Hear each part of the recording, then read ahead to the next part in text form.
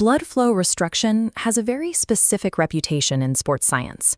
For years, it has been strictly categorized as a tool for physical rehabilitation and low-load muscle hypertrophy. Traditional dynamic warm-ups effectively elevate tissue temperature and increase general blood flow, but they consistently fall short in one critical area. They do not fully engage the high-threshold fast-twitch muscle fibers required for maximum power. Recruiting those explosive fibers normally requires moving heavy mechanical loads. Doing that introduces central nervous system fatigue before a training session or game even begins. Pre-Ischemic Conditioning, or PIC, addresses this gap. By applying targeted blood flow restriction during the warm-up, coaches can induce intense metabolic stress without the need for heavy weights.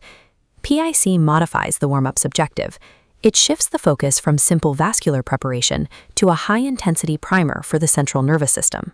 We can measure the exact impact of this method by looking at off-season force plate data from a 32-year-old professional baseball shortstop who integrated PIC into his daily warm-up routine. This chart shows the kinetic phases of a counter-movement jump over time. The primary anomaly in this player's data is a drastically decreased time spent in the unweighting phase. The unweighting phase is the critical fraction of a second where an athlete actively descends before reaching the absolute lowest point of their countermovement. By generating a faster, more controlled downward momentum in this specific fraction of a second, the athlete optimizes the muscle's length-tension relationship. That precise alignment maximizes the stretch-shortening cycle, which is how muscles store and release elastic energy. That efficiency yields a massive increase in breaking rate of force development and ultimately significantly greater propulsive force application. Notably, the athlete achieved these higher outputs while their actual counter-movement jump depth remained completely unchanged. By applying blood flow restriction before the activity, you optimize the athlete's kinetic profile, increasing biomechanical efficiency and explosiveness before a single heavy weight is lifted. So, how does temporarily restricting blood flow alter an athlete's jump mechanics moments later? The protocol requires 1 to 3 rounds of occlusion at 40 to 80% limb occlusion pressure. The athlete performs this restriction while executing low-intensity dynamic movements, like bodyweight squats or single leg extensions. This mechanical restriction drastically reduces the oxygen supply to the working muscle, creating a highly localized hypoxic environment. That low oxygen state immediately challenges the muscle's metabolic pathways. It mimics the internal chemical environment of maximal exertion. Occlusion forces the body into a state of high-intensity survival, stimulating a level of metabolic stress usually reserved for maximal efforts, but achieved here through minimal movement. During a normal low-load warm-up, the body relies almost entirely on type 1 muscle fibers. These are your slow-twitch fibers, and they are highly efficient but strictly oxygen-dependent. Because the limb occlusion cuts off that oxygen supply, those type 1 fibers fatigue rapidly and prematurely. The central nervous system recognizes this sudden, localized failure and has to immediately find a new energy source to sustain the movement. That mechanism forces the early recruitment of type 2, or fast-twitch muscle fibers. These larger motor units do not rely on oxygen to function, allowing them to take over the workload. These are massive, explosive motor units. Their activation maps directly to the speed and power demands of high-velocity sports. Pre-ischemic conditioning leverages localized fatigue. It forces the nervous system to unlock high-threshold motor units exactly when the athlete needs them. In sports science, this is frequently confused with another technique called ischemic preconditioning, or IPC. IPC is applied 30 to 60 minutes prior to endurance activities, utilizing up to 5 separate cycles of restriction and release. The goal of IPC is to create repeated hypoxic stress to improve VO2 kinetics, increase mitochondrial efficiency, and build lactate buffering over a long duration. PIC operates on a completely different timeline.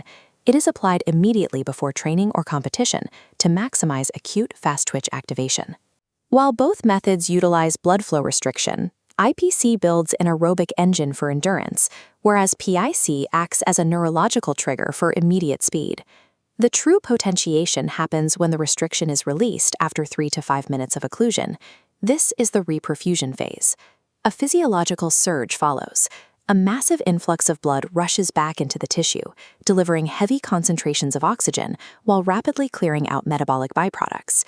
This combination of intense hypoxic stress, followed by a sudden reperfusion surge, forces the body's motor units and neural pathways to fire with a high degree of synchronization. Athletes in absolute strength sports utilize this synchronization to maximize their neuromuscular coordination immediately prior to attempting heavy technical lifts. Beyond the hard data, athletes report immediate subjective benefits. The baseball shortstop noted feeling less sticky and experienced immediate pain relief in joints he would normally guard during movement. The combination of synchronized motor units and the active suppression of pain signals directly enables the hyper-efficient unweighting phase captured in the force plates. Implementing this in a professional high-low training model is straightforward. The athlete alternates between upper and lower extremity occlusion during their warm-ups, matching the primary neural demand for that specific training day. Execution becomes more complex during actual gameplay. Athletes frequently face unpredictable moments of entry and long periods of downtime after their initial warm-ups. Bench players and substitutes can utilize PIC right on the sideline. It serves as a low-volume, high-impact tool to completely reprime their nervous system without exhausting the energy reserves they need for the game. Modern wearable blood flow restriction garments have repositioned PIC from a cumbersome clinical setting into a highly scalable, on-the-fly coaching tool. There is a critical biomechanical risk. Because PIC actively modulates pain perception, it can cause a rapid expansion of an athlete's range of motion. If this neuromuscular efficiency is applied to athletes who are already naturally lax, it creates movement inefficiencies. Without concurrent structural strength development to control that new range of motion, the injury risk actually increases. Applied correctly, PIC safely bypasses the time constraints and mechanical fatigue of heavy loading to achieve an acute state of explosive readiness.